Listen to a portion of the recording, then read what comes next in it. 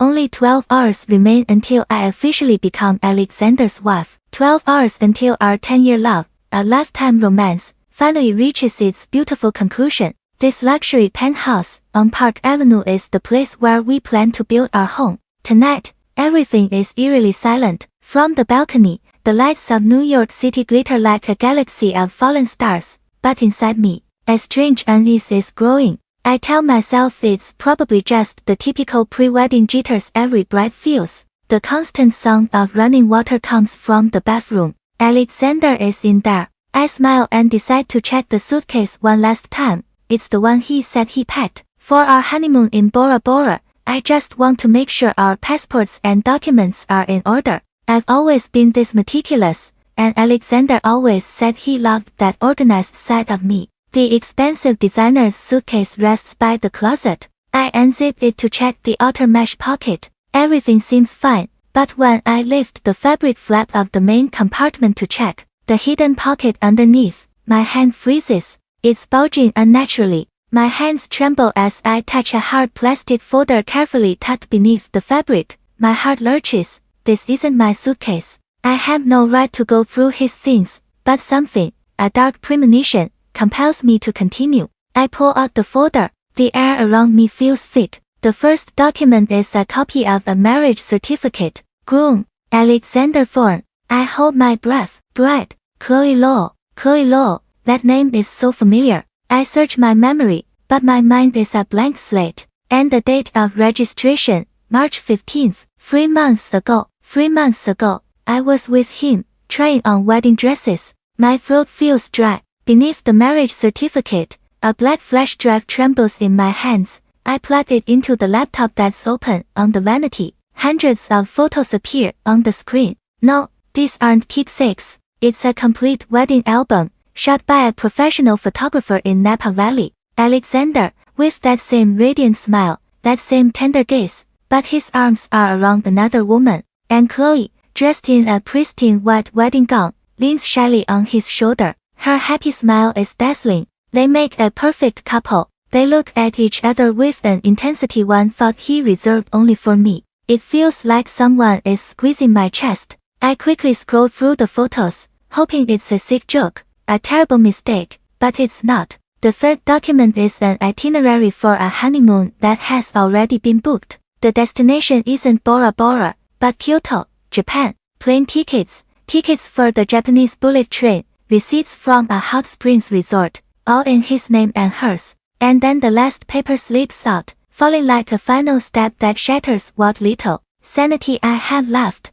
A pregnancy tracking report from a prestigious Upper East Side clinic. Patient's name, Chloe Law. Date of last consultation, 2 days ago. Result, 12-week twin pregnancy. Development completely normal. 12 weeks. That means the pregnancy began right around the time he married her. I collapse to my knees on the cold floor, the folder and its documents scattered at my feet. My ears are ringing. I can no longer hear the city's murmur. I no longer see the twinkling lights. I only see the happy smiles of Alexander and Chloe. I see those two little lives growing inside her. 10 years. My 10-year love story is a grand farce, in which I was the only actor who didn't know the script. Suddenly, the water in the bathroom stops running. The lock clicks. He's coming out. I hurriedly gather the folder, stuff it back into the hidden compartment of the suitcase, and zip it shut. Just a second before the bathroom door opens, Alexander steps out with a towel around his waist, his hair still dripping. He looks relaxed and happy. Seeing me sitting on the floor by the suitcase, he smiles.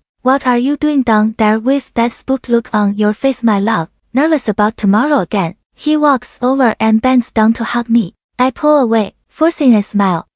I was just checking the passports in case we forgot something. Relax, Olivia. I've already taken care of everything, Alexander says, stroking my head, his smile still intact. Come on, let's get to bed early. You need to be the most beautiful bride in the world tomorrow. The most beautiful bride. Those words now sound like an insult. I nod, faking exhaustion, and get into bed, pulling the comforter up to my face. Alexander doesn't notice anything strange, or maybe he just doesn't care. He turns off the light, and soon his steady breathing resonates beside me. but I can't sleep. In the darkness, my tears flow uncontrollably. Chloe Lowe, the name repeats in my head over and over, and then, the memories flood back. I remember now, Chloe, the young woman Alexander's family had taken in years ago. I remember Chloe was the daughter of his father's business partner who had gone bankrupt. The family was ruined. Chloe's father, in his despair,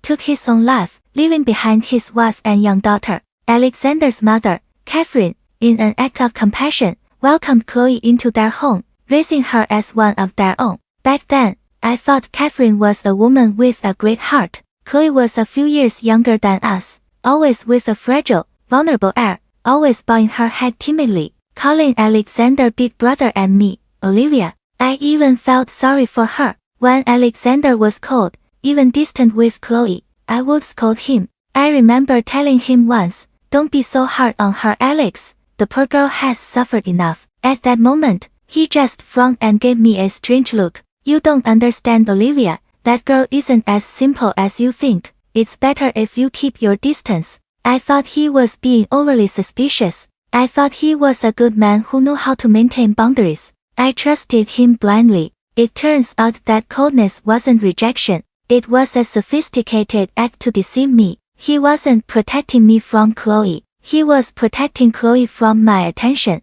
All the details start to fall into place with terrifying clarity. 3 months ago, Alexander told me he had to fly to Singapore urgently to sign a crucial contract, one that could decide the future of the entire company. He was gone for almost a week. It turns out that's when he took Chloe to the courthouse to get married. A month ago, he said he had to go supervise a new resort project in Napa Valley. The work was incredibly stressful. He even sent me photos of boring architectural blueprints. It turns out he was busy taking romantic wedding photos with his legal wife. For the honeymoon, he told me about the white sand beaches of Bora Bora, but he secretly booked a trip to Kyoto with Chloe. A perfect plan, a deception calculated down to the last detail. The man I have loved for 10 years, whom I trusted more than myself, turns out to be a master puppeteer. He was planning the wedding of the century with me, while simultaneously building a small family with another woman.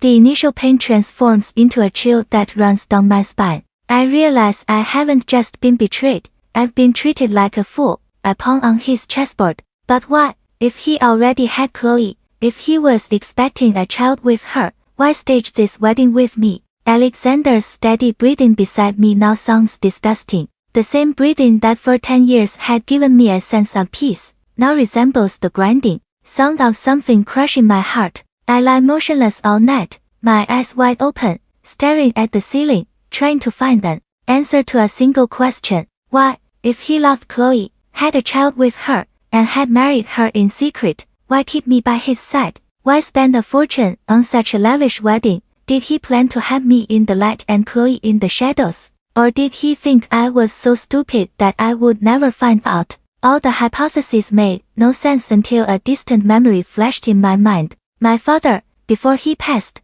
was a highly trusted lawyer for Alexander's grandfather. His grandfather was an old tycoon, a sly old fox, who had single-handedly built a powerful conglomerate. My father and the old man had a deep friendship that went beyond a simple professional relationship. I remember one time, after a few drinks, my father took my hand and said, "Olivia, I know you love Alexander very much, but remember, his family is complicated, especially his grandfather's will. The old man only trusts you." At the time, I laughed, thinking my father was worrying too much, but now, every one of his words resonates with stark clarity. My father told me that Alexander's grandfather didn't trust anyone, not even his own descendants. He feared that his life's work would be destroyed by incompetence or by bad marriages. Therefore, his will had a special clause. Alexander, his grandson and principal heir, had to legally marry me, Olivia Hayes, before his 30th birthday to inherit 100% of the group's shares.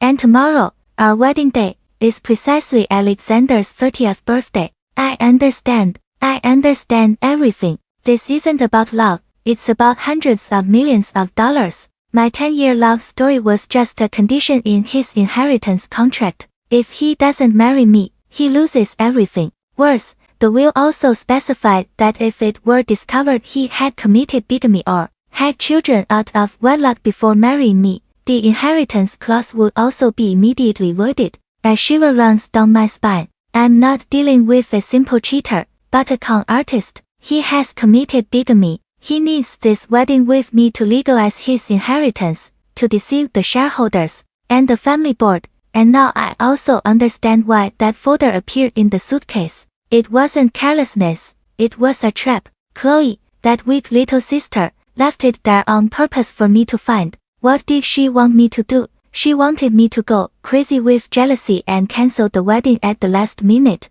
If I canceled the wedding, Alexander wouldn't meet the condition of the will and would lose his entire fortune. But at the same time, he would be free of me, and Chloe, as the only legal wife, could be with him openly. She was killing two birds with one stone. She wanted to destroy us both. They have underestimated me. They thought I would cry, despair, run to confront him, like I used to when we argued over trivial things in college. But they don't know that this ultimate betrayal hasn't broken me. It has awakened something terrifying inside me. Very carefully, I get out of bed. I walk barefoot on the cold oak floor. I go out to the living room. The city lights are still shining, but, to me, they are nothing more than soulless specks. I pick up my phone. The screen lights up. I dial the number of Sarah, the director of the event planning company, the person who has worked directly with me for the past 6 months. It rings twice. On the other end,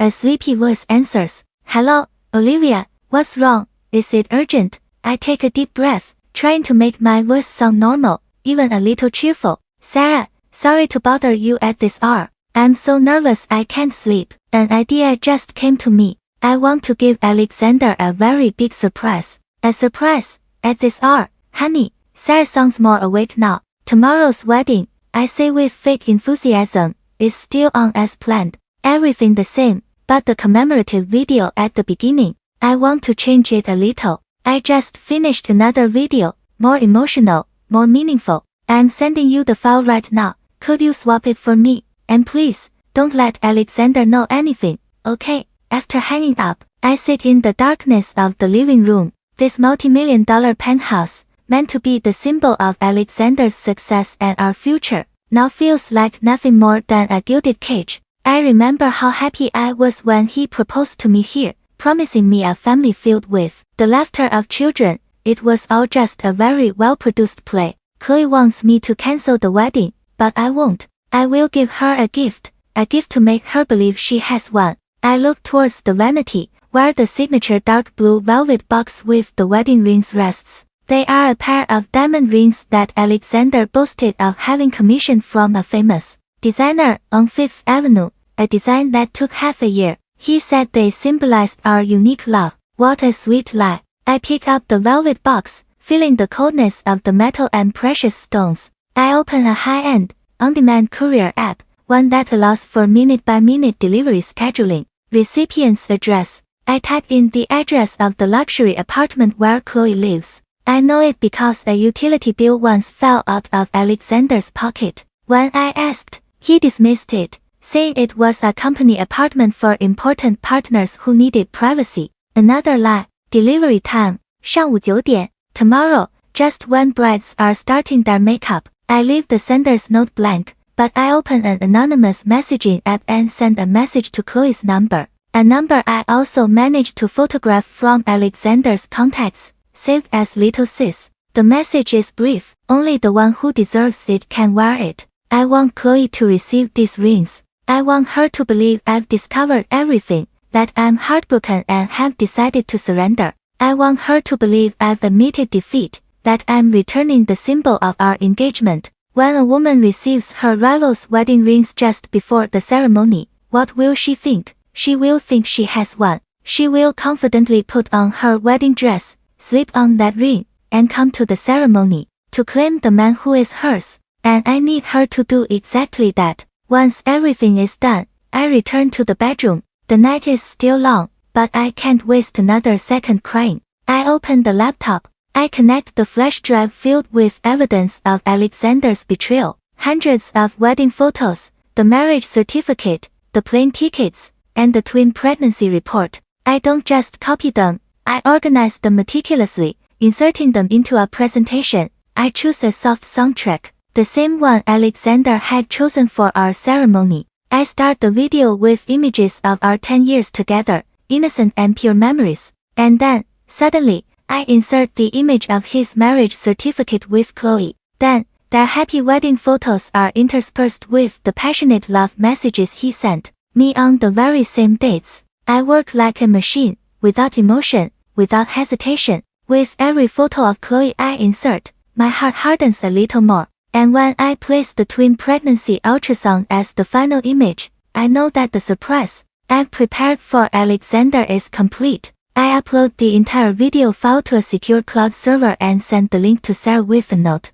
Remember, Sarah, top secret, this is all my heart and soul. The dawn begins to break on the horizon. I've spent the night awake, but my mind is incredibly clear. I've erased all traces. I put the flash drive back in its place inside the folder and hide it again at the bottom of the suitcase as if no one had touched it. When the sun is fully up, I hear Alexander stirring in bed. I close my eyes, pretending to be fast asleep. He gets up carefully, probably to let me rest a little longer. The small noises in the kitchen indicate he's making breakfast. This man, even while deceiving me in the most cruel way, can perfectly play the role of a perfect fiancé. A moment later, he enters the bedroom with a small tray and gently wakes me. My love, wake up and have breakfast. Today is your day. You have to eat well to be the most beautiful bride. I rub my eyes and smile. A smile I practiced all night. The smile of the happiest woman in the world.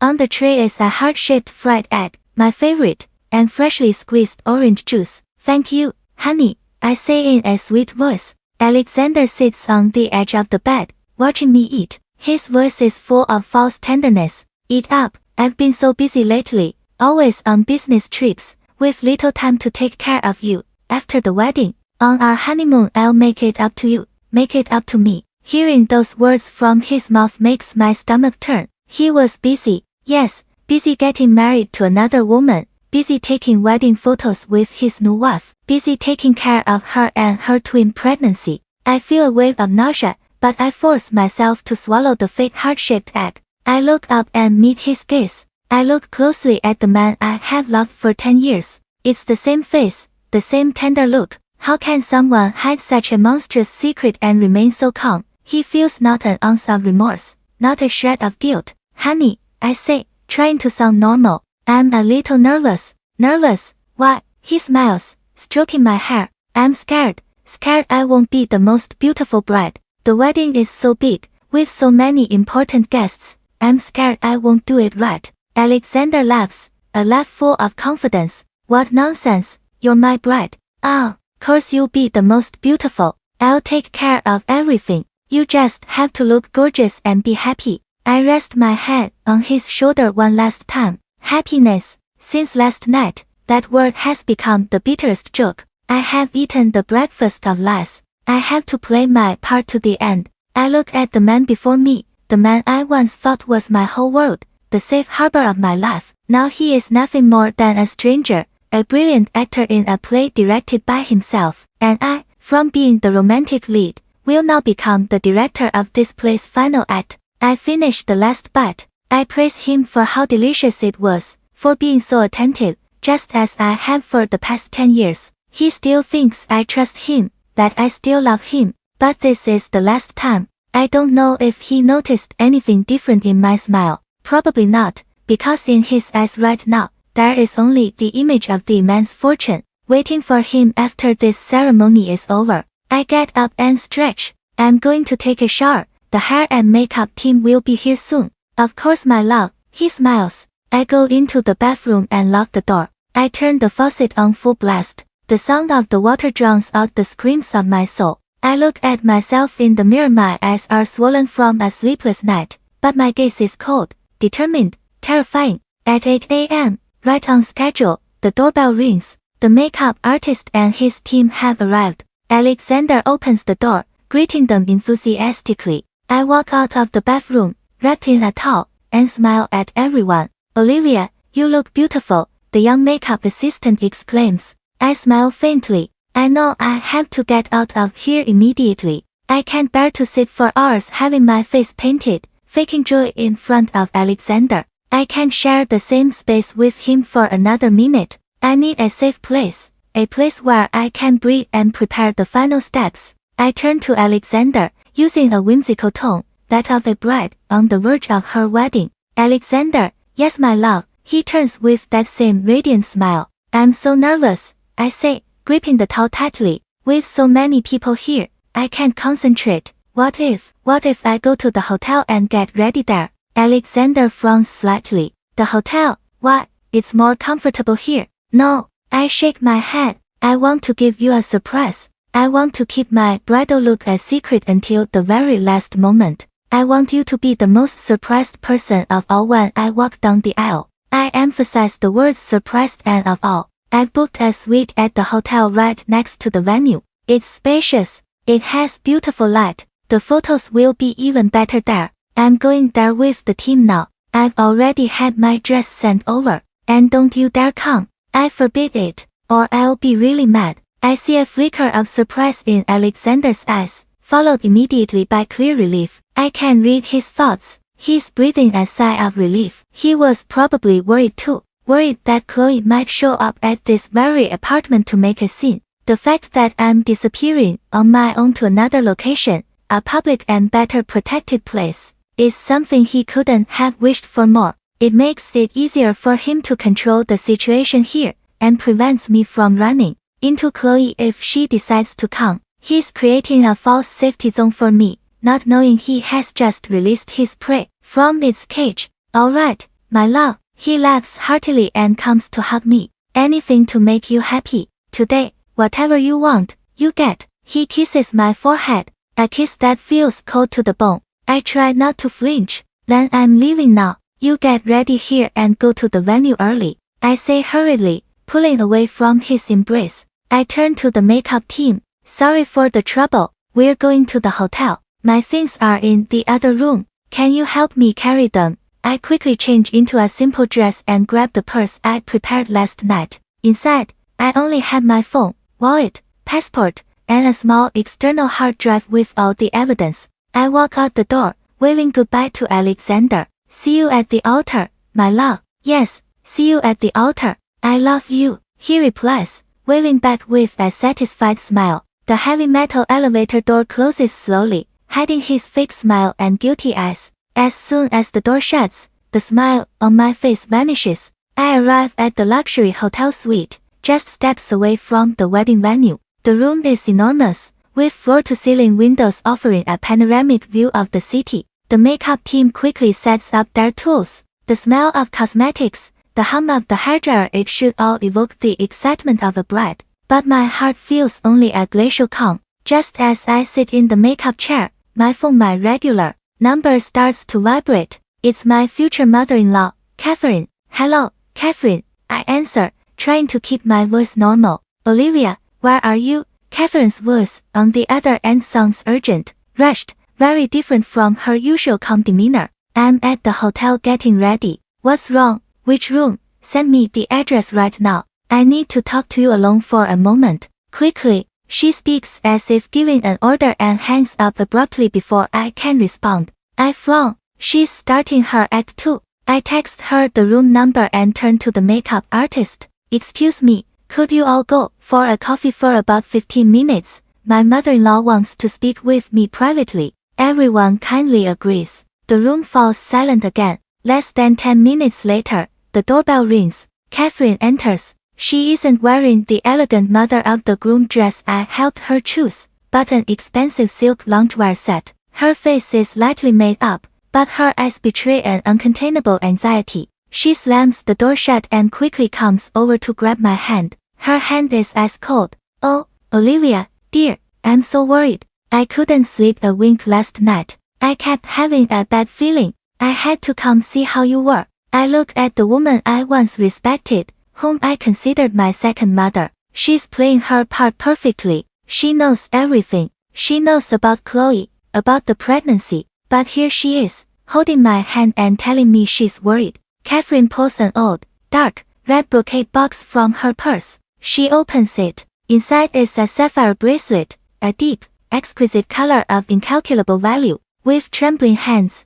she fastens it on my wrist. The bracelet is icy against my skin. This was Alexander's grandmother's bracelet, Olivia. I've kept it for decades, waiting for this day to give it to my son's wife. With this on, you are officially part of the Thorne family. I look at the sapphire bracelet. It's beautiful, but it feels as heavy as handcuffs. I remain silent, waiting to see what else she has to say. Catherine grabs both my hands, lowers her voice, adopting a grave and mysterious tone. Olivia, I know you're a sensible girl. You and Alexander have loved each other since you were children. Your love is deep, but men, you know, especially before such an important day, they have a lot of pressure, a lot of complicated relationships. She pauses, and looks me straight in the eye, pronouncing each word carefully. Later, at the ceremony, no matter what happens, no matter what you hear or what you see, you have to trust Alexander blindly. Do you hear me?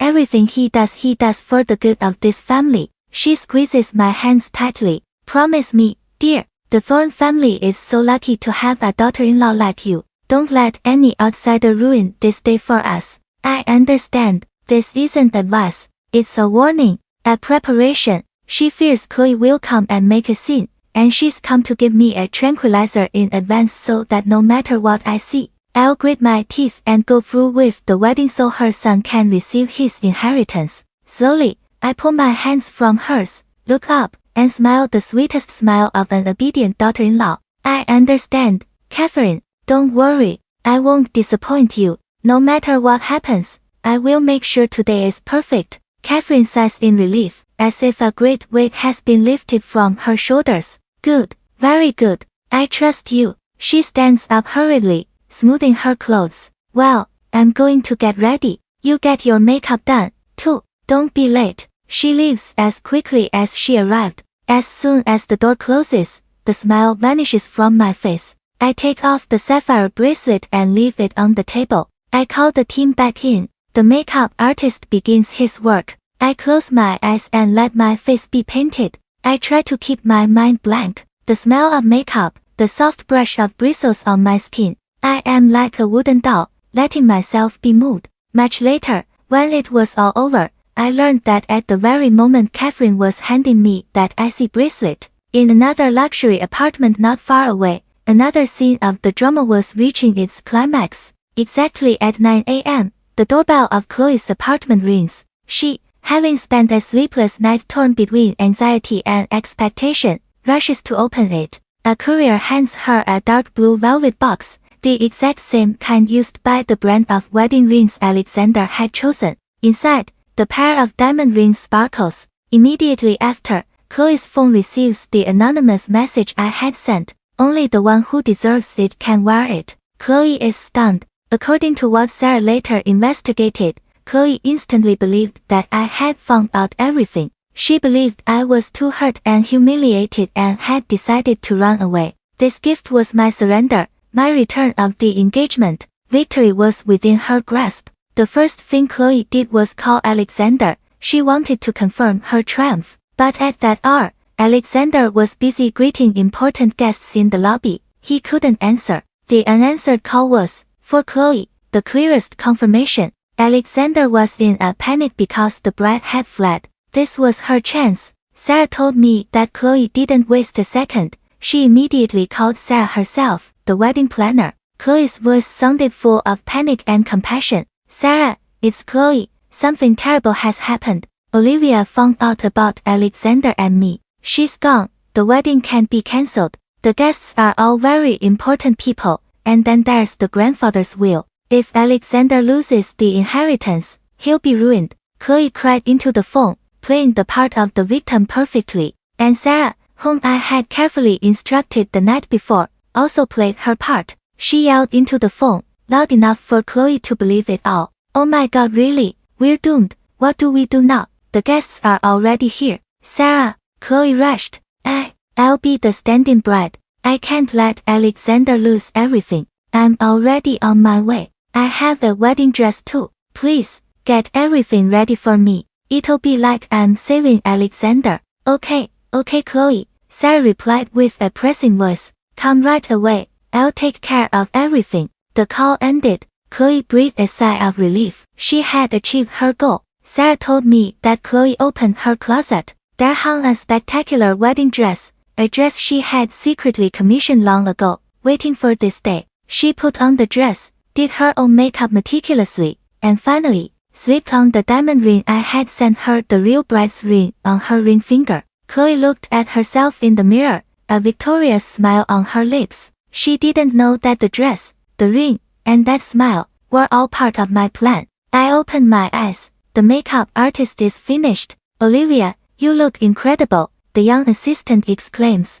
I look at myself in the mirror. A perfectly made-up face, beautiful but cold, eyes without a single ripple of emotion. I'm not wearing a wedding dress. I'm still in my simple street dress. I stand up and look at the clock. 10 a.m. The guest reception has begun. I know this because from my suite, my phone starts vibrating non-stop. It's Alexander. The name my love flashes on the screen, a name I saved 10 years ago. Now, seeing it, I only feel irony. I don't answer. I let it ring. Each tone is like an urgent, desperate call. The phone vibrates on the glass table, creating a shrill sound. He calls again and again. 4, 5 calls. Since I'm not answering, the phone starts buzzing non-stop with messages. Olivia, where are you? Why aren't you answering? The guests are already arriving. I read the messages but don't reply. I can imagine his face right now. Confusion, worry, and maybe a little fear. Fear that his plan will fail.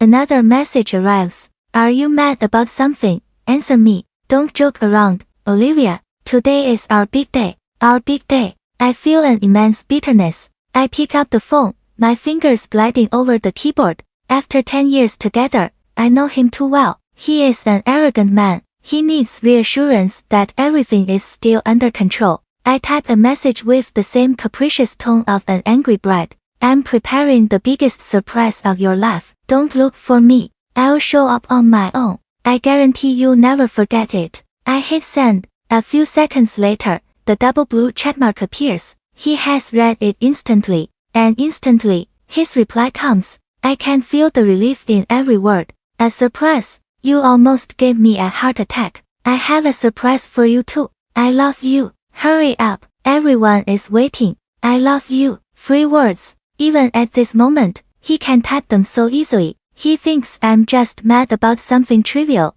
that I'm still the lovesick fool who runs after him. He has no idea. The surprise I'm talking about is in fact a gift he will never forget for the rest of his life. I stare at the words I love you on the screen. This is the last time. I don't reply again. I calmly turn off the phone. Then I open the SIM card slot. The SIM card that has been with me for 10 years, that holds so many of our messages, so many of our calls. I take it between 2 fingers and snap it in half. I drop the 2 pieces into a glass of water on the table. They sink slowly to the bottom. All communication is officially severed. I am no longer Olivia, Alexander Thorne's fiancée. I am Olivia, a free woman. I pick up the burner phone I had prepared. A new phone, a new SIM card, with only one contact. My best friend, who is also at the wedding as a guest. It's 上午11点. I'm not at the ceremony. I'm sitting in a posh cafe on the hotel rooftop,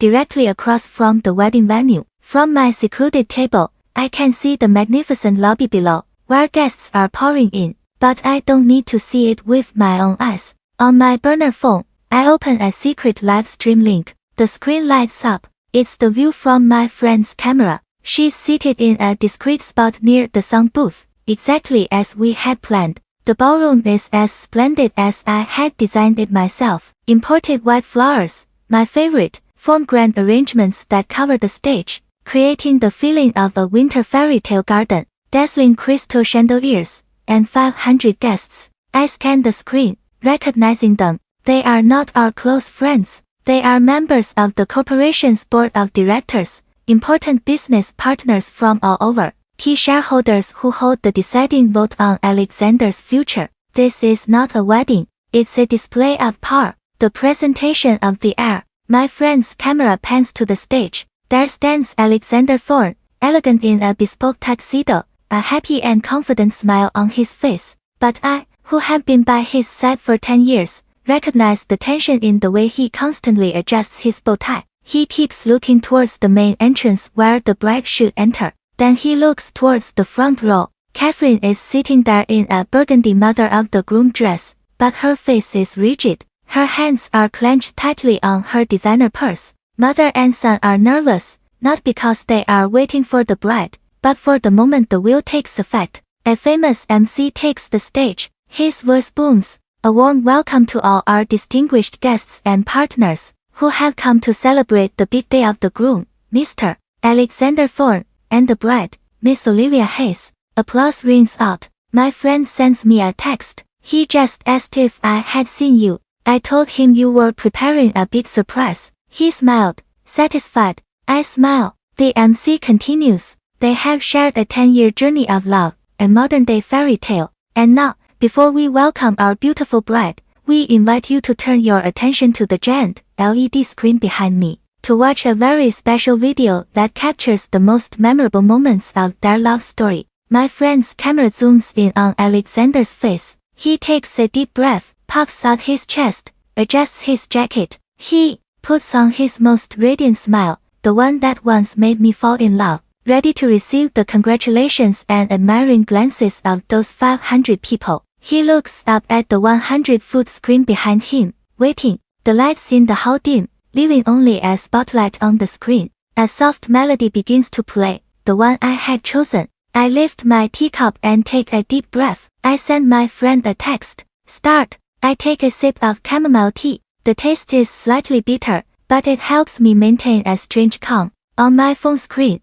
my friend's camera continues to transmit a clear feed. The lights in the hall are off. The soft melody resonates. Yes, it's the music I chose. The giant 100-foot LED screen behind Alexander lights up. The first images are a photo of us when we were 7, 2 kids with dirty faces in front of the school. Photos from our 10 years of dating follow. Adolescents in high school uniforms, naive college days, our first trips together after graduation. Through the screen, I see Alexander's smile, a smile of satisfaction and pride. He is immersed in his perfect script. He thinks this is the sweet surprise video I prepared. I see him glance at the front row, where important shareholders are nodding in approval. A fairy tale love story, perfect for solidifying the heir's position. Murmurs of admiration begin to spread. Such a rare love these days. The girl is beautiful and thoughtful. I smile. The main course is about to be served. The music, which was at its peak, suddenly changes tone and stops.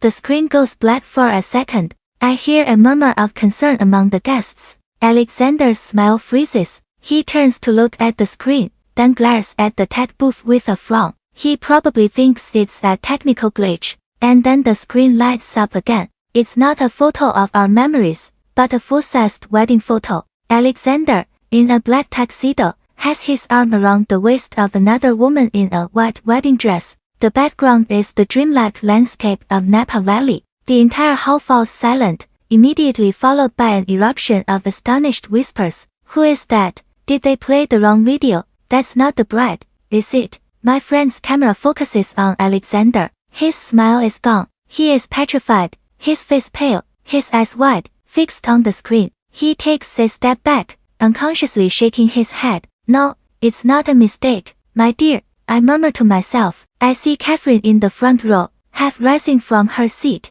her hands gripping the back of the chair in front of her. Her face has lost all color. The video doesn't stop. It continues to project a series of wedding photos. Alexander and Chloe kissing passionately by a vineyard. Alexander lifting Chloe in his arms in a meadow. Hundreds of photos capturing every moment of their happiness. A happiness built on my deception. My God, isn't that Chloe the Thornsword? A voice exclaims, loud enough for the camera to pick up. Alexander panics. He turns to the tech booth, raising his hand and shouting, "Stop it! Turn that off! Turn it off now!" But his voice is drowned out by the music. A new melody begins. A sad, somber melody, like a requiem for my 10 years of love. Alexander's shouts are useless. My friend, following my instructions, has had someone lock the door to the sound and light control room. Even if Alexander pounds on the door, no one can intervene. The giant LED screen continues its work,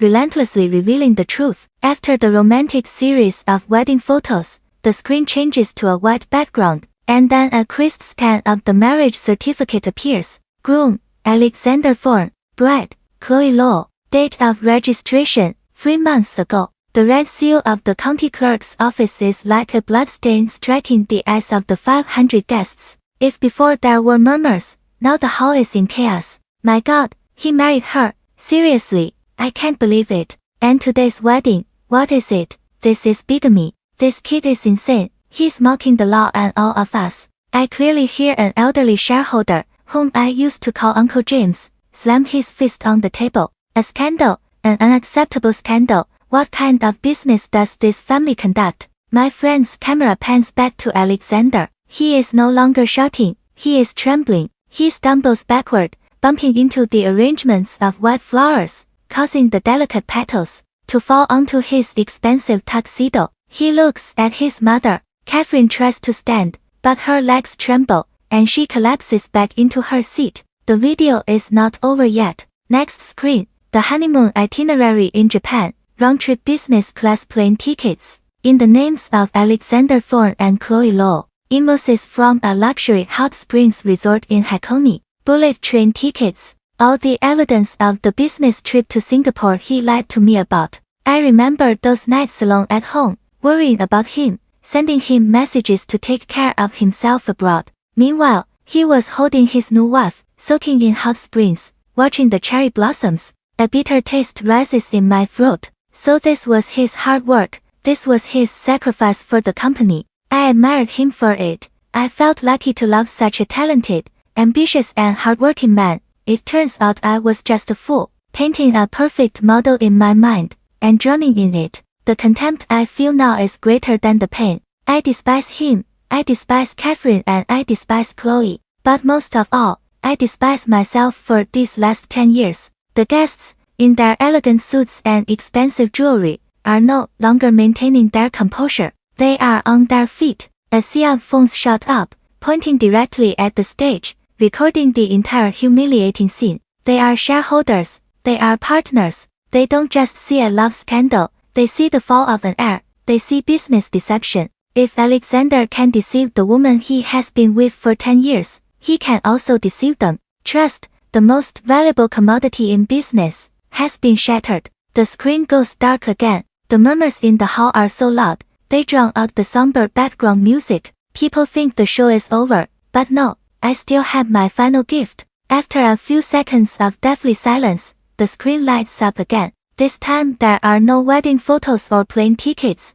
just a single sheet of paper, magnified to the maximum. It's an ultrasound report from an international clinic, patient's name, Chloe Law, and the final conclusion, which I have deliberately highlighted with a bright red circle. Ultrasound result, twin pregnancy, gestational age, 12 weeks, normal development. If the marriage certificate was a bomb, the twin pregnancy report is a nuclear explosion. The 500 guests hold their breath in unison, a complete, heavy silence, that I can feel, through the live stream. Twins, not just one child, but twins. He already had heirs with another woman before marrying me. Through my friend's camera, I see Alexander. He is no longer trembling. He is just standing there, motionless. He stares at the words twin pregnancy on the screen. His face is drained of blood. I see Catherine. She has fainted. People around her are trying to revive her. And then, just as planned, the music stops completely.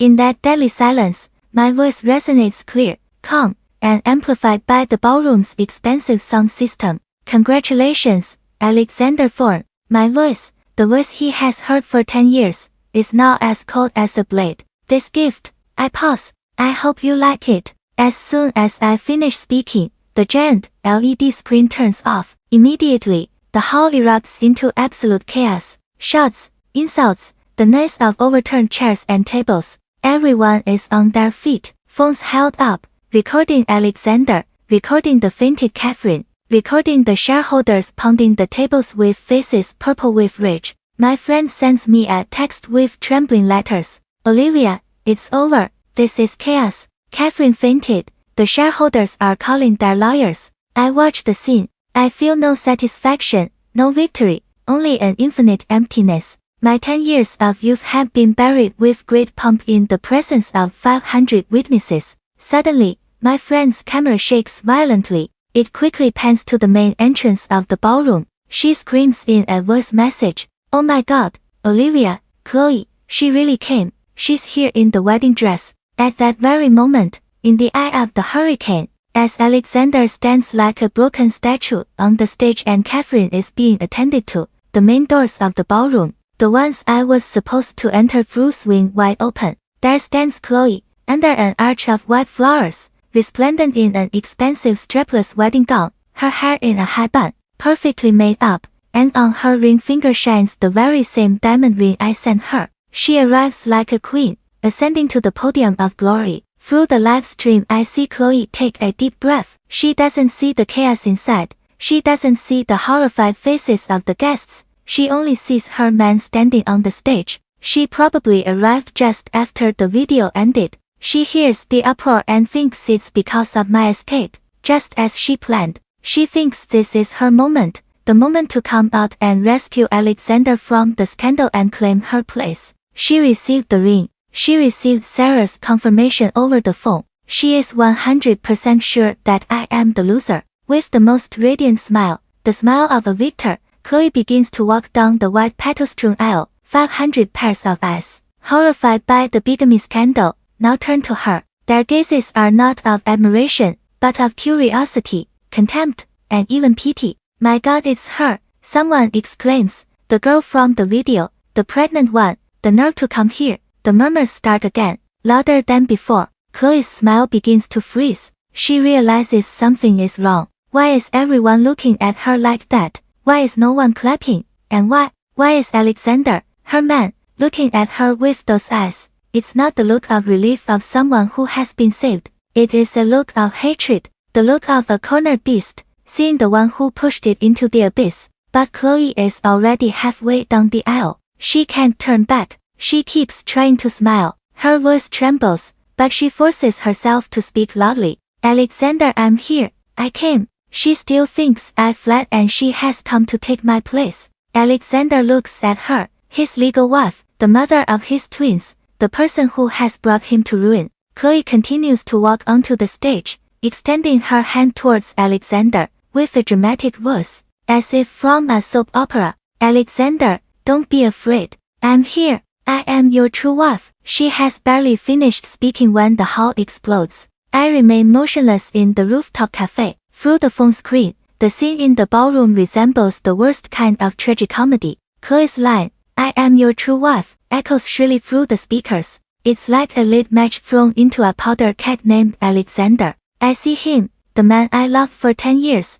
the one who had never raised his voice at me. Now his face is disfigured by rage, humiliation, the collapse of his inheritance plan, the shameful exposure in front of 500 people it all builds up. And Chloe, his legal wife, the mother of his twins, chooses this precise moment to appear, like the final living proof, annihilating any hope of denial. He doesn't look at her with the eyes of a husband, but with those of an enemy. "Get out." I can't hear the word clearly due to the camera's distance, but I read his lips. A single word, spat between clenched teeth. Chloe is stunned. She had probably imagined Alexander would rush to embrace her, would point at me if I were there, and declare her his true love. She did not expect to receive that word. "Alexander," she stammers, still trying to get closer. "I came to help you. Olivia is gone." I said, "Get out." This time I hear the roar, and then something happens that I would never have dared to imagine in 10 years. Alexander, the elegant heir, my tender man, raises his hand. Slap, the song rings out, clear and sharp, silencing the crowd's murmur. The slap is so hard that Chloe's head snaps to the side. She loses her balance. The diamond ring I sent her flies off her finger, rolling across the stage. But Alexander doesn't stop. Rage has turned him into a beast. He shoves Chloe hard, the woman carrying his twins. "You conniving bitch, you did this. You ruined me." Chloe is wearing high heels. The stage, nearly 6 feet high, is decorated with flowers and is very slippery. Alexander's push is too strong. I see Chloe lose her balance, stumble backward, and suddenly, her foot gives way. She tumbles off the stage. Her body hits the speakers and sound equipment set up just below. There's a dull thud, followed by screams from the guests in the front row. Everything seems to stop for a second. Chloe lies motionless on the marble floor, her exquisite white wedding dress now rumpled and dirty.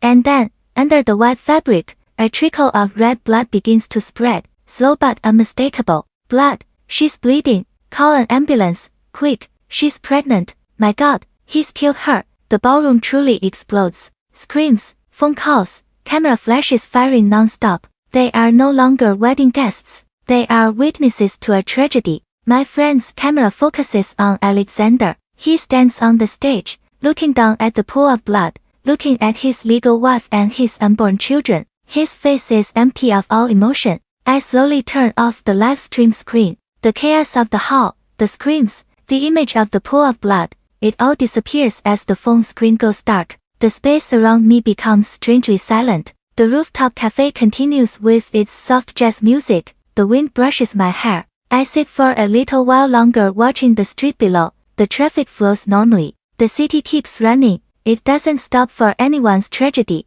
And I, too, must go on with my life. I call the waiter and pay for the not-cold chamomile tea. I pick up my small carry-on suitcase and step into the elevator. No one recognizes me. The woman in a simple dress and sunglasses is actually the bride of the disastrous wedding taking place in the building next door. I had booked a car in advance. A sleek black car is waiting for me at the hotel's back exit. I get in. The car blends silently into the traffic. The driver takes me to JFK Airport. I had bought the ticket a week ago with my passport, using a different bank account that Alexander knew nothing about. I checked in online. It took only a few minutes to get through security. I entered the VIP lounge. Here, everything is calm. Whispered conversations, the rustle of magazine pages, the soft clinking of cups. An absolute contrast to the scene I just witnessed. A cruel contrast between hell and peace. I find a secluded corner and sit down. The burner phone vibrates. A message from my friend. Olivia, have you left yet? The ambulance took Chloe. It looks serious. Alexander was frozen for a while and then ran out. He didn't go with the ambulance. He left his fainted mother there. He ran to the parking garage and drove off like a madman. Be careful, I'm afraid he's coming to look for you. I read the message without a flutter in my heart. Look for me, for what? To blame me for what he has caused. I take a deep breath. I remember the last 10 years. I lived like a worker bee, building what I called our home. I turned down better career opportunities because Alexander said he didn't want me to work so much. I put my dream of studying abroad on hold because he said he didn't want a long-distance relationship. I sacrificed. I endured. I trusted blindly. I thought a childhood love was the most enduring. It turns out it's also the most fragile because it's built on habit, not respect. The large screen in the departure lounge announces that my flight to Paris is about to board. The 12:30 p.m. flight. I stand up and grab my suitcase. I don't look back. I walk towards the gate, where a new life awaits me. 10 years of youth, 10 years of love and deceit. I give myself permission to leave it all behind in this city. I wasn't there. I wasn't there to witness the next scene. I was in the sky, flying through the clouds to the other side of the world. Everything that happened in the penthouse was what my friend told me later. She said that Alexander drove like a maniac. He left Chloe at the hospital, his fainted mother at the ceremony, the 500 guests, and the disastrous mess of his family. He had only one thought, to find me. Perhaps he thought I was at home crying, packing my bags, waiting for him to confront me, to scream at him. He still thought I was the same weak fool from 10 years ago, that with a few caresses and apologies, everything would go back to normal. He ran up to the penthouse, unlocked the door with his key, and froze. The apartment was completely empty. Not the emptiness of a new, unfurnished home, but the emptiness of a place that has been completely cleared out. The expensive Italian designer sofa, gone. The 100-inch curved television, gone. The walnut dining table, gone. All my designer clothes in the walk-in closet, gone. The photos of our memories hanging in the hallway, gone. Even in the bathroom, my pink toothbrush, the half-used tube of toothpaste, my favorite shower gel, all gone. The enormous apartment only echoed with the sound of his own ragged breathing. Not a trace of me remained, as if I had never existed in that place. My friend told me that Alexander couldn't believe his eyes. He ran from room to room, the living room, the bedroom, the study all empty. Only his own solitary, out-of-place furniture remained. It was then that he saw a small note stuck to the refrigerator. It was an invoice from a luxury moving and storage company.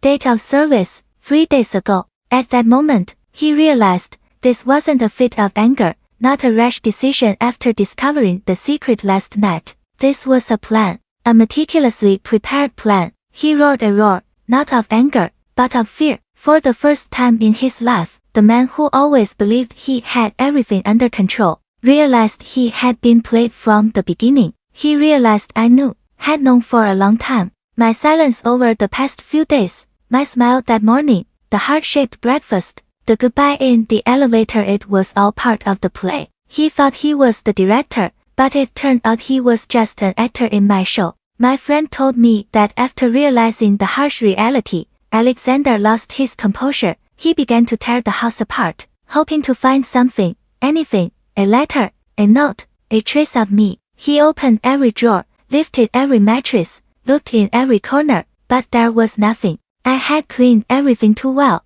I hired an industrial cleaning service. They had scrubbed the apartment to the point where not even my familiar perfume lingered, only the cold smell of disinfectant. He collapsed in the middle of the empty living room, screaming my name desperately, and then he saw it, on the glass coffee table, where just a few hours earlier he had watched me tenderly as I ate my last breakfast. One thing remained, a photo. Not a wedding photo or one from a luxury trip. It was our first photo together, a picture taken in Charleston 10 years ago, when we were just 19 or 20-year-old students. In the photo, I was smiling brightly, my eyes squinting in the sunset, and he had his arm around my shoulders with a naive, proud smile. That photo was once my treasure, the proof of a pure love. But now, the photo was torn in half, not a clean cut with scissors, but a jagged, violent manual tear, as if the person who tore it had used all their strength. The half, with my image, was gone.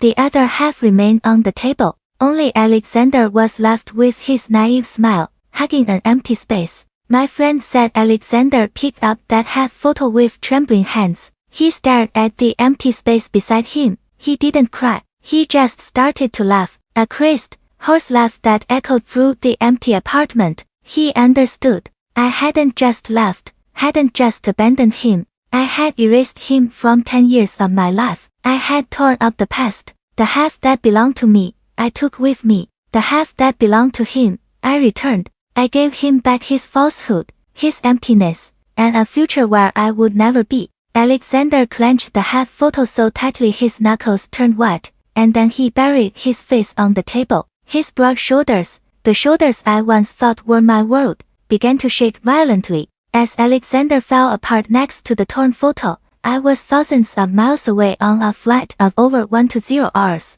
I huddled under the thin business class blanket, trying to sleep, but I couldn't. The image of Chloe falling, the pool of blood on the marble floor, haunted me. I felt no satisfaction, only fear. Fear of Alexander's madness, and fear of the cruelty of my own plan. Everything that happened after my departure was what my friend told me. After I settled in Paris, she said that Alexander didn't stay broken in the empty apartment for long. As he was drowning in his despair, he received 2 phone calls, 2 calls that officially closed all the doors to his life. The first was from the hospital. An emergency room nurse informed him in a cold voice, "Are you a relative of the patient Chloe Lowell? The patient has suffered severe trauma from a fall. We did everything we could, but we were unable to save the pregnancy. Both fetuses have been lost. The patient has also lost a lot of blood, and is in critical condition. Please come to handle the paperwork immediately." My friend said Alexander just listened, his hand trembling.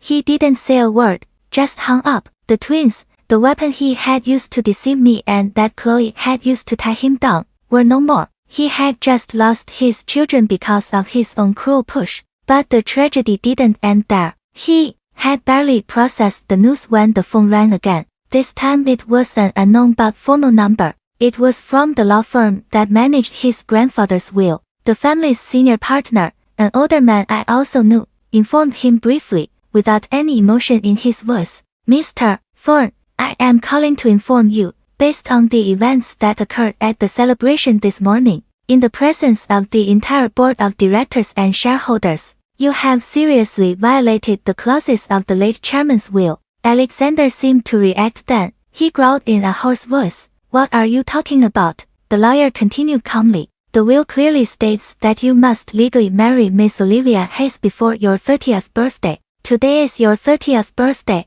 However, your act of bigamy, being legally married to Miss Chloe Lowell, has been exposed. At the same time, you have caused a severe moral scandal that directly affects the honor and brand value of the corporation, according to the clause. A clause, by the way, that Miss Hayes' father advised on. We are forced to nullify your right of inheritance. Nullify, Alexander screamed. That is correct, sir. As of this moment, your entire controlling stake in the corporation will be transferred to a charitable trust, as was the late chairman's wish. You are no longer the majority shareholder. We are sorry. The lawyer hung up. Alexander collapsed onto the floor of the empty apartment. For 10 years, he had schemed, he had acted, he had deceived me. All for this day. He wanted it all, the family fortune, me as a perfect trophy wife, and Chloe as a secret mistress with children. But in a single morning, in just a few hours, he lost me, he lost his twins, and he lost his entire fortune. He lost his past, his future, and his present. He was left with nothing but half a torn photo in his hand. I arrived in Paris one afternoon. The city greeted me with a cold drizzle. I dragged my suitcase down a cobblestone street, feeling small and lost. But strangely, I didn't feel afraid. It was the first time in 10 years that I was breathing my own air. I was free. In the following days, I learned how desperate Alexander had been. After realizing he had lost everything, he didn't go to the hospital to see Chloe, nor did he go to the company to fix the disaster. He abandoned everything. In his mind, only one obsession remained, to find me. Perhaps it was no longer love, but the resentment of a loser. He couldn't accept that I, the woman he always considered weak and dependent, had dealt him such a fatal blow. He had to find me to confront me, to vent, or maybe to prove he could still control me. He used his last connections, the little power he had left before the news of his disinheritance spread. He called the head of airport security, friends at airlines, asking them to check the passenger lists of all flights that left the city that day. He believed I couldn't have gone far, that I was hiding somewhere in the country, maybe in my hometown or some tourist city, crying. And then the information came to him, but that information only drove him crazier. His contacts informed him in a confused voice. Mr. Thorne, it's very strange. The system shows that Miss Hayes' passport has tickets for 10 different flights, all departing today. Alexander roared. 10 flights? To where? One to Miami, another to Chicago, another to Aspen, also a train ticket to Boston, a flight to Lisbon, another to Rome. Alexander didn't need to hear more. He understood. I had created 2 dances smokescreen, 10 tickets, 10 different destinations, paid for with 10 different virtual cards. He couldn't know which flight I had actually boarded. He couldn't know where in the world I was. I had used the very money he had given me for the wedding preparations to buy my freedom. My friend told me that Alexander smashed his phone. He realized I hadn't just left. I had erased myself from the map. I had planned everything long ago. He had been led into a chess game where he was checkmated from the very first move. His pursuit hit a dead end. He was powerless. And for someone as arrogant as Alexander, powerlessness is the cruelest punishment. In Paris, I cut off all contact. I got a new phone number. I only kept in touch with my friend through a secure app. The first days of winter in Paris were truly cold. The cold seeped into my bones, but it also cleared my mind. I didn't come for tourism. I came to start over. I rented a small, old but cozy attic apartment in Le Marais, with its cobblestone alleys and bakeries that smelled glorious every morning. I began my new life by getting rid of everything that belonged to the past. I stopped wearing luxury brands, going to fancy places, I found a part-time job in a second-hand bookstore and took on freelance translation projects at night. I started living more slowly, like a nun, trying to cleanse the dirty memories of the last 10 years. Life continued like this until one day, I had a problem. My landlord, a surly-looking Frenchman, suddenly doubled my rent and threatened to evict me if I didn't pay, claiming I had breached an absurd clause in the French rental agreement that I didn't fully understand. I tried to argue, but my limited legal vocabulary was no match for his cunning. I felt helpless again, weak and easily intimidated. My friend, via message, advised me, "You have to find a lawyer. There are many American law firms in Paris. Don't let them take advantage of you." And that's how I ended up at a small law firm on a quiet street, specializing in helping American expatriates with civil matters.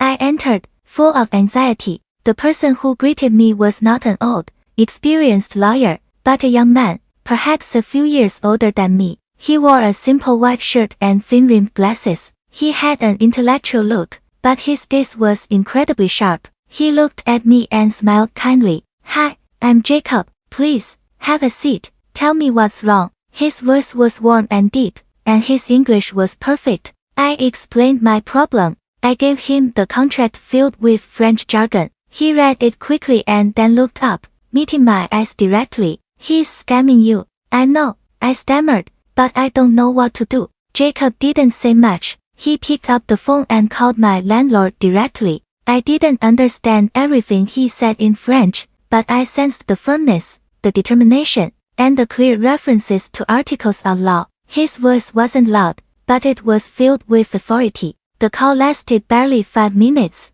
Jacob hung up, adjusted his glasses, and smiled at me. "It's settled. He won't bother you again. He says it was all a misunderstanding." I was stunned. "Just 5 minutes? How much? How much do I owe you?" Jacob shook his head. "It's nothing. Fellow Americans have to help each other out." But he looked at me, his gaze warmer. "Next time you're about to sign something, bring it to me for a look. Don't let yourself be taken advantage of like that." He gave me his business card. I took it, feeling a deep sense of gratitude. It was the first time in a long time that I felt protected, not a possessive, condescending protection like Alexander's, but a protection based on respect and professionalism. We became friends after that. We would sometimes have coffee at the bookstore where I worked. We talked about books, about Paris, about dreams. He never asked about my past. He was never curious about why I had fled here alone. He just listened, and by his side, I felt that my soul, which had been broken into 1,000 pieces, was slowly beginning to heal. 3 months passed. The winter in Paris was freezing, but work and the warm coffees with Jacob made my heart gradually find peace. I had grown accustomed to a new rhythm of life, to making my own decisions. The past in New York seemed distant, blurry like a nightmare. I started to think that maybe I would never have to hear those voices again. Until one night, returning to my attic after work, while I was preparing a simple dinner, my burner phone, the only one I used for communication, suddenly rang. An unknown number, a New York area code. My heart ceased. Only my friend knew this number. I hesitated but finally answered. "Hello," on the other end of the line. Silence for a few seconds. Just heavy, tired breathing. And then a voice I once thought I would never forget, but which now sounded strange, aged, and broken. "Olivia, it's Catherine." I froze, the phone cold in my hand. I said nothing. All my emotions were frozen. "Olivia, don't hang up, please. I'm begging you. I know you hate me. You hate Alexander, but forgive me." She began to sob, a desolate, pathetic cry from the other side of the phone. I took a deep breath, trying to keep my voice from trembling. I was not the weak girl from before. "Why are you calling me, ma'am?" I had called her mom for 10 years, but the word ma'am that left my lips at that moment was light, yet sharp as a knife. Catherine seemed to stop at that address. Then she wailed, her crying growing louder. "Olivia, come back, please. Come back and save Alexander. He's dying." I frowned. What new trick was this? I don't understand what you're saying. Ever since everything happened," Catherine sobbed, "he lost everything. The shares, the company. He locked himself in his room. He doesn't eat. He doesn't drink. Only alcohol. Olivia, he's destroying himself. The doctor says he has severe depression, and yesterday, she took a ragged breath, and said between sobs, yesterday they found him in the bathroom. He tried to do something crazy. They rushed him to the ER. The doctor says he has a severe gastrointestinal hemorrhage and acute pancreatitis. He might not survive. I stood in silence, leaning against the cold wall. I imagined the scene. The arrogant, self-assured man from before, now lying in a hospital bed, struggling to breathe. Olivia, my dear, Catherine pleaded. He's in a coma, but he keeps calling your name. He keeps saying, Olivia, I was wrong. The doctor says that maybe only you can save him. He has no will to live. I beg you, Olivia, as if I were on my knees, come back to see him, just one last time. After all, it was 10 years of a relationship.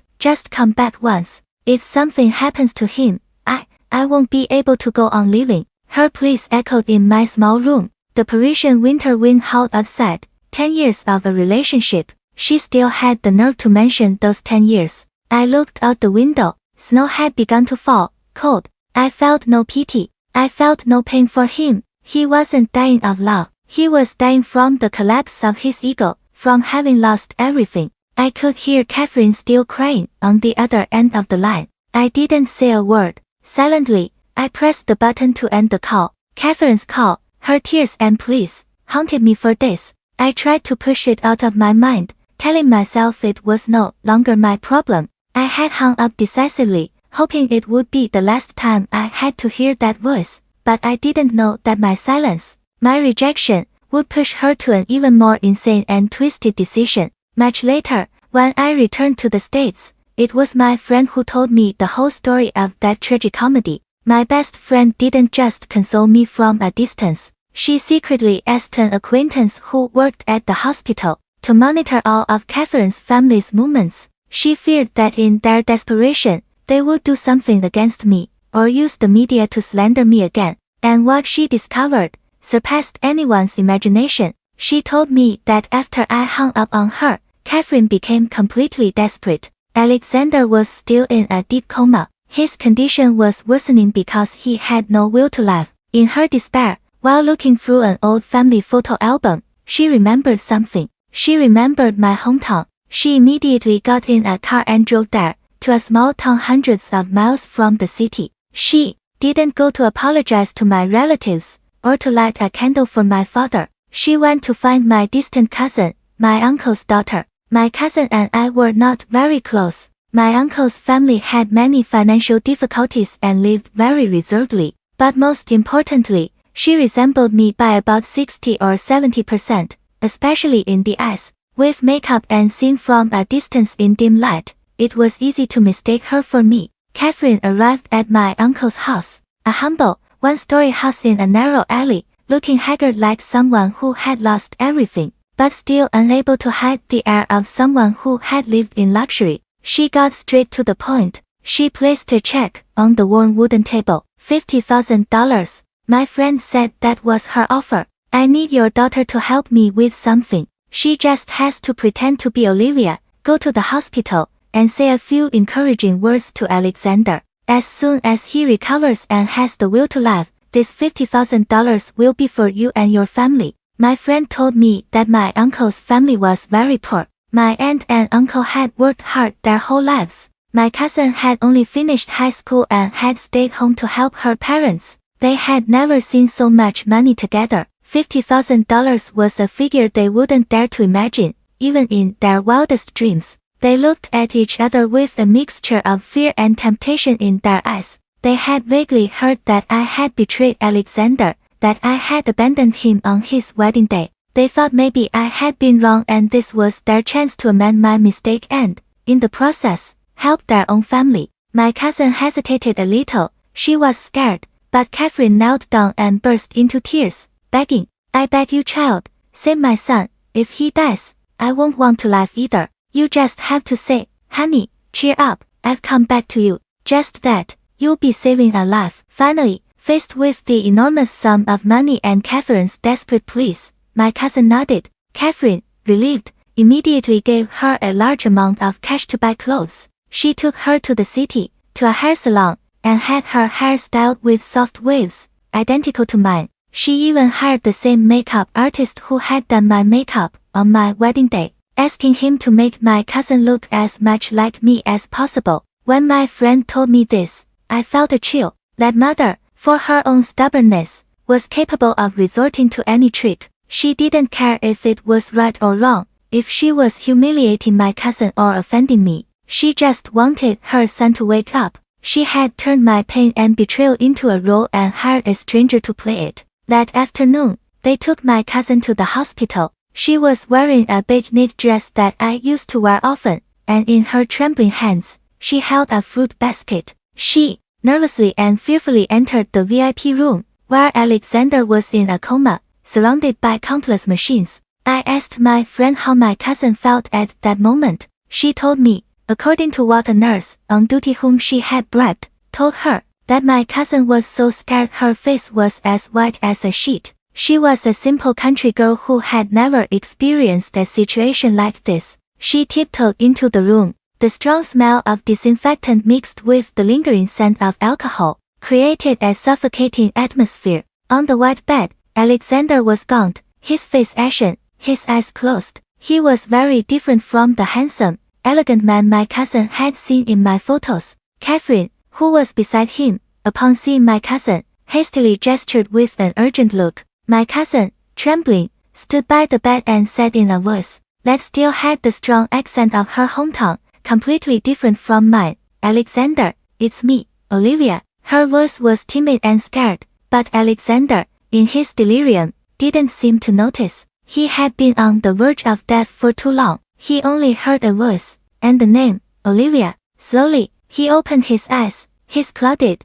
lifeless gaze, fixed on my cousin, and then, a faint glimmer of light appeared in his eyes. Perhaps my cousin's image, which already resembled me, through the veil of delirium, fever, and sedatives, had truly transformed into mine. "Olivia," he whispered in a hoarse voice. You came back, really?" He made an effort to stretch out his thin arm, full of ivy lines, and grabbed my cousin's hand. His hand was burning. "Olivia, I was wrong. Don't leave again." Catherine, seeing this, clasped her hands, so happy that tears welled up in her eyes. She quickly pushed my cousin to sit down and motioned for her to keep talking. My cousin, pressured by Catherine, stammered again. She was too scared. She had forgotten the entire script Catherine had prepared for her. She could only speak from instinct. "No, I won't leave. Cheer up. You have to get better." It was that second sentence, that trembling, strange voice, that pulled Alexander out of his delirium.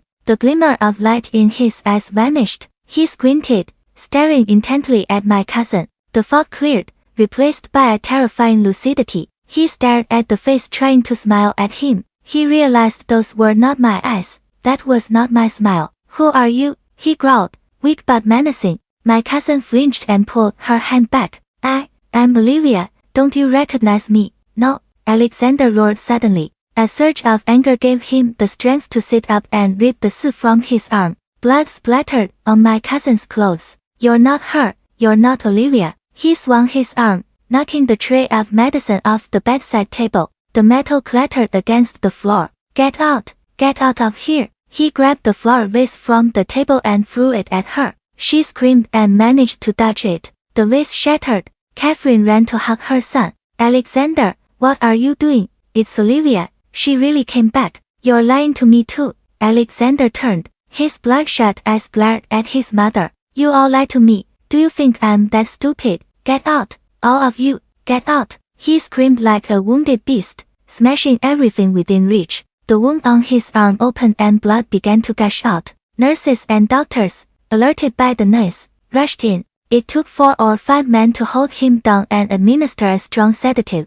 My cousin, terrified, fainted and was carried out by the nurses. When she woke up, crying, she demanded to go back to her hometown immediately. She no longer wanted the $50,000. Catherine's impersonation plan had not only failed spectacularly, but had nearly cost Alexander his life from the agitation. I listened to my friend's account with a sense of coldness. I felt no pity for Alexander. I only saw a person who, consumed by falsehood, would ultimately be destroyed by that same falsehood. The fact that I hung up on Catherine, and the disastrous failure of the impersonation plan, seemed to push her to the edge. She knew I was her only hope and began a campaign of psychological terrorism against me. She no longer called me because she knew I wouldn't answer. She used unknown numbers to send me voice messages through apps. At first, they were cries and pleas, detailing Alexander's critical condition, appealing to our 10 years of a relationship.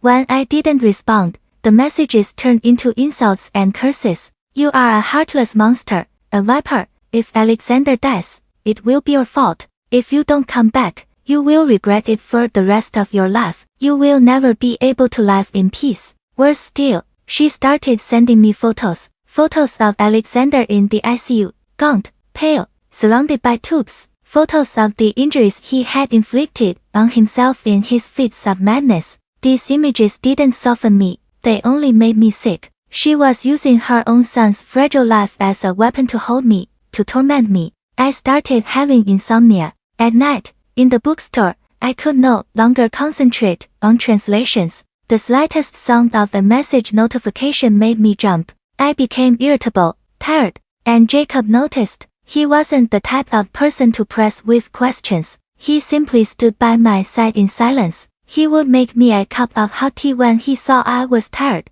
or just sit with me in silence. One night, after another jolt from a horrible photo, I couldn't take it anymore. I buried my face on the table, my shoulders shaking. I told him everything. The 10 years of dating, the night before the wedding, the will, the twin pregnancy, and the daily harassment. Jacob listened without judgment, just remaining silent until I finished, until I looked up. With red-rimmed eyes, he looked at me with a firm, warm gaze. Olivia, running away is not the solution. I looked up, my voice hoarse. Then what do? I don't want to go back. You're letting them control your emotions, Jacob said, his voice deep and clear. Even from halfway across the world, they are manipulating you with guilt and fear. They will never leave you in peace if you don't cut that thread yourself. Cut it. Yes, he nodded. Avoiding them only makes them think you still care, that it still affects you. The more you remain silent, the more they will insist.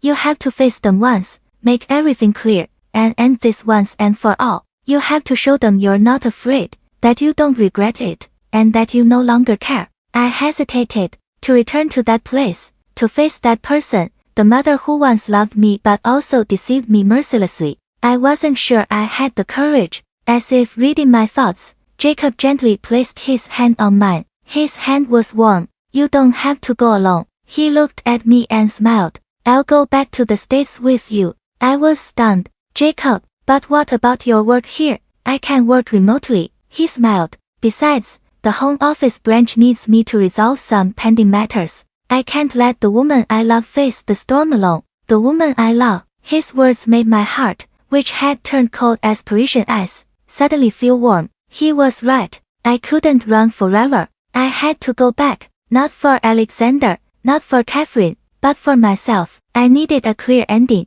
so I could truly start a new life with this man. Okay, I agreed firmly. I'll go back. A flight of over 1 to 0 hours brought me back to the city I thought I would never set foot in again. 3 months is not a long time, but it's enough for everything to seem strange. Or maybe it was my heart that had changed. The air was still humid and suffocating, very different from the sharp cold of Paris. Jacob dragged his suitcase beside me. His calm and solidity gave me strength. Me, who was preparing for a battle. We went to the hotel. I used a completely new phone number to call Catherine. On the other end, she answered instantly, as if she had been waiting for this call for the past 3 months. Hello, who is this? It's me, Olivia, I said calmly. She held her breath and then shouted, her voice distorted with joy. Olivia, you're back. Where are you? Come to the hospital right now. Alexander, I'm not going to the hospital, I interrupted coldly. I've come back to set things straight. Let's meet somewhere, just you and him. If I see anyone else or any reporters, I will leave immediately. She stammered, probably surprised by my firmness. Okay, then, come to the greenhouse, on the outskirts. That place is quiet, no one will bother us.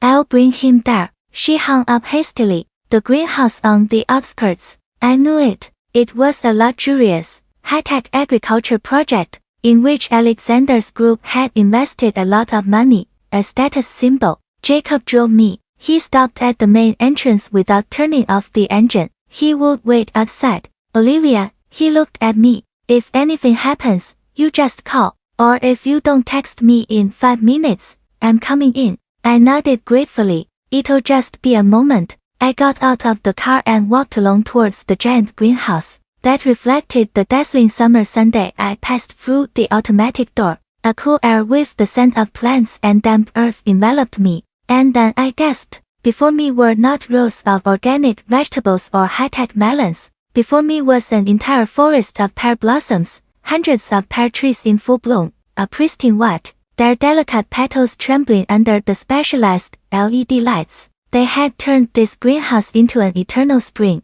I stopped on the wide gravel path, surrounded by a surreal beauty, an artificial beauty, forced with technology and money. I felt a bitter laugh rise inside me. Pear blossoms, my favorite, the same flowers that witnessed his declaration of love 10 years ago. Until the very end, he still thought love could be staged with money. He thought that by recreating a romantic scene, showing off a wealth that was perhaps no longer his, he could move me. I heard light footsteps. From behind an ancient, meticulously pruned pear tree, Alexander appeared. If Catherine hadn't warned me, I might not have recognized him. 3 months, only 3 months. The handsome, arrogant man, always the center of attention. Now, he was just a shadow. He was gaunt. His skin was grayish, wrapped in a long beige coat that was too big for him, as if he were swimming in it. His eyes were sunken, lifeless, filled with red veins. But upon seeing me, those eyes lit up with a strange light, a longing, a possession, a terrifying joy. Olivia, he whispered, you came back. Really, I knew you would come back. He walked towards me with a hesitant step, extending his arms as if to hug me. I instinctively took a step back. His outstretched arms froze in midair. His eyes were still fixed on me, a feverish look of a drowning man, finding a lightsaber that sent a shiver down my spine. That gaunt face, the long, disheveled hair. I no longer recognized the man I had loved for 10 years. He was a stranger, or a walking shadow of the past. But you're back, that's what matters. He swayed, trying to take another step towards me. I raised my hand, a firm gesture to stop him. He didn't dare move closer. He stood there in the middle of the fake pear blossom forest, and suddenly, his legs gave way. He knelt, the proudest man I had ever known, the heir of a conglomerate, the one who had never bowed to anyone. Now he was on his knees before me on the cold white gravel.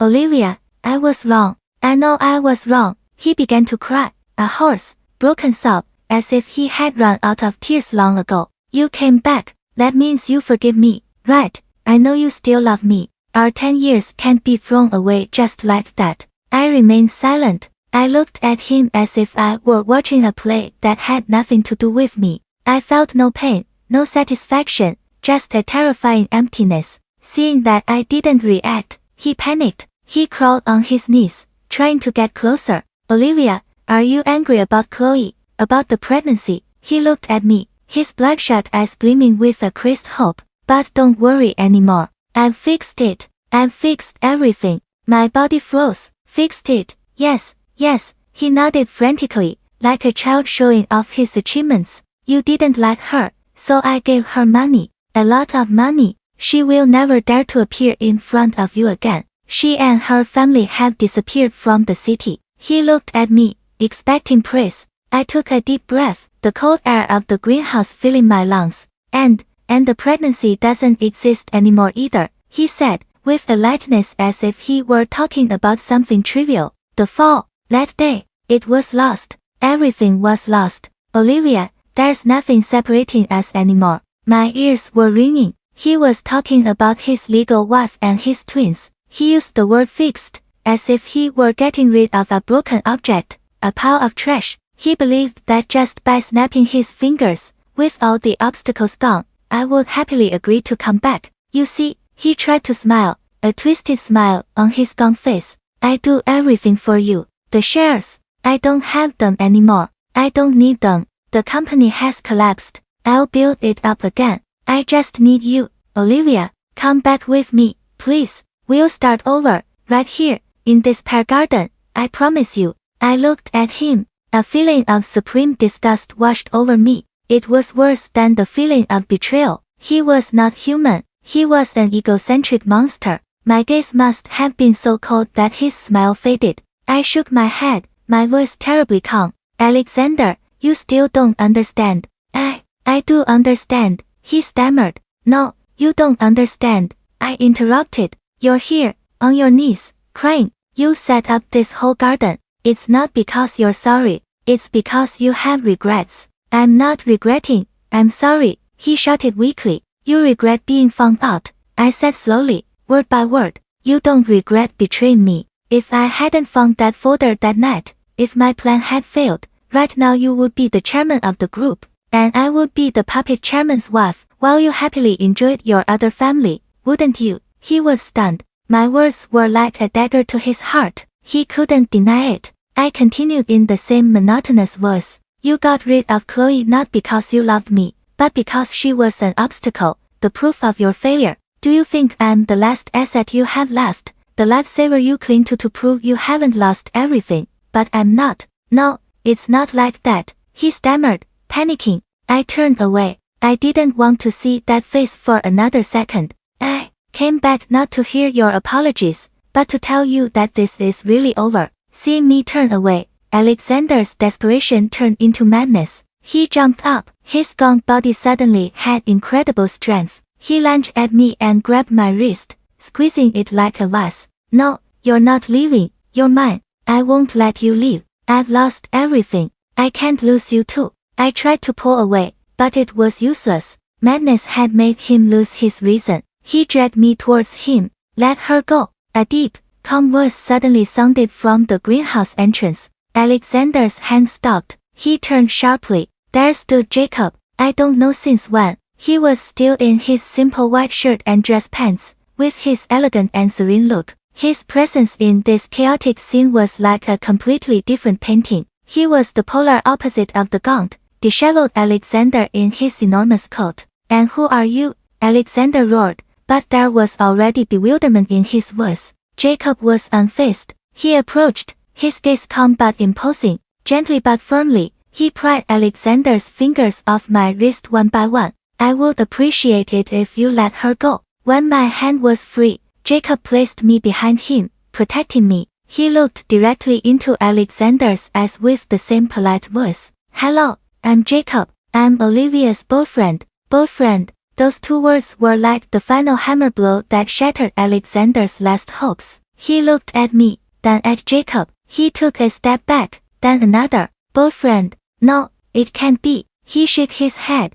as if he didn't believe what he was hearing. He looked at me, his gaze shifting from madness to utter despair. He clutched his chest, and a violent coughing fit wrecked his body. He coughed so hard he doubled over, and then he spat out a mouthful of blood. The dark red blood splattered on the white petals covering the ground at his feet. He collapsed, his eyes still open, staring at me before losing consciousness. The image of Alexander falling, coughing up blood happened right in front of me. A part of me, perhaps the instinct of a 10-year relationship, wanted to run to him, but Jacob stopped me. Don't go, our work here is done. He was right. I was not a doctor, and I was no longer anything to him. Jacob took off his jacket and put it over my shoulders, covering the tremors I was trying to suppress. He took my hand, a firm hand, and helped me walk. We passed by Alexander's convulsing body without looking back. His weak groans could be heard behind us,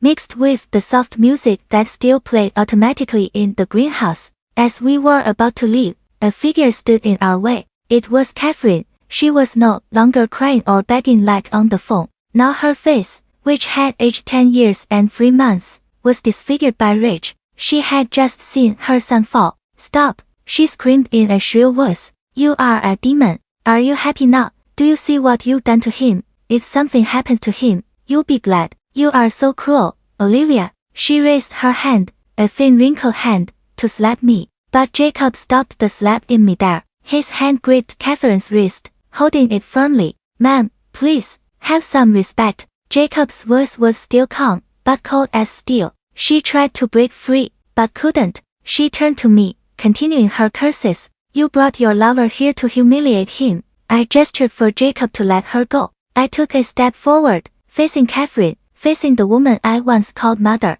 You say he's like this because of me? I asked, my voice equally icy. Of course he is, she screamed. You abandoned him, and now you come back to torture him. I looked her straight in the eye. Those eyes that once looked at me with love now only reflected hatred and stubbornness. It's his own fault, I said clearly, and yours, ma'am. What are you saying? She was stunned. He is a traitor, and you, I growled. You are his accomplice. You knew everything. You knew your son was a bigamist. You knew he had a child with Chloe. But you still came to the hotel to see me, put the family bracelet on me, and made me promise to trust him. Why did you do it? I stepped closer, lowering my voice. For our love. No, for the will, for the immense fortune. You were afraid I would cancel the wedding and your son would lose everything. Catherine's face turned white as wax. She stepped back. I had hit the nail on the head. You covered up his deceit. I continued.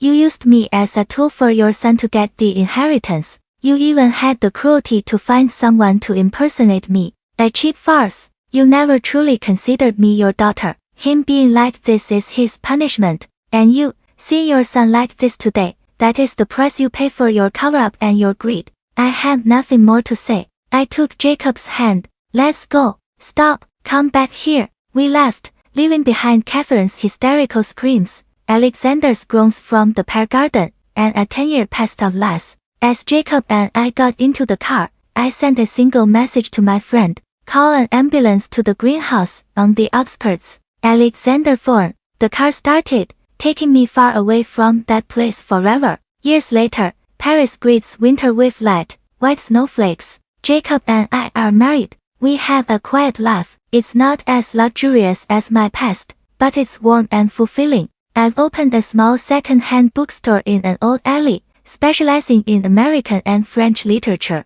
Jacob continues his work as a lawyer. He is now a respected voice defending American expatriates abroad. One Saturday afternoon, with a gentle snowfall, Jacob and I are taking a walk after closing the bookstore. We are holding hands. He goes into a small grocery store to buy some spices his mother back in the States asked him for over the phone. I wait for him outside, huddled in my beige wool coat. Across the street is a small restaurant with warm, bright lights. The sign says, traditional pho. The aroma of broth, star anise, cinnamon, and cardamom wafts through the cold street, a nostalgic scent. The place is full, with locals and curious tourists. I look curiously through the large window, fogged up by steam, and then I freeze. The man behind the counter, laboriously slicing thin pieces of beef with speed and precision. He is much thinner. His hair has streaks of gray. His back is slightly stooped. He wears an apron and works diligently,